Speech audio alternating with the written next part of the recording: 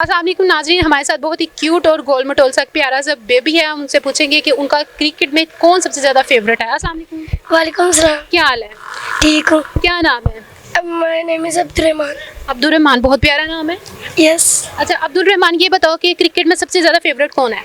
मुझे सबसे ज़्यादा पसंद तो है बाबर आजम।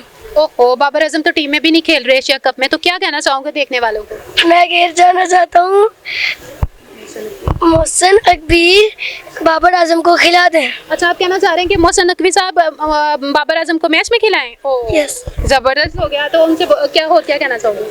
मैं कहना चाहता हूँ प्लीज़ आप लोग उनको खिलाएं, वो अच्छे खिलाड़ी हैं।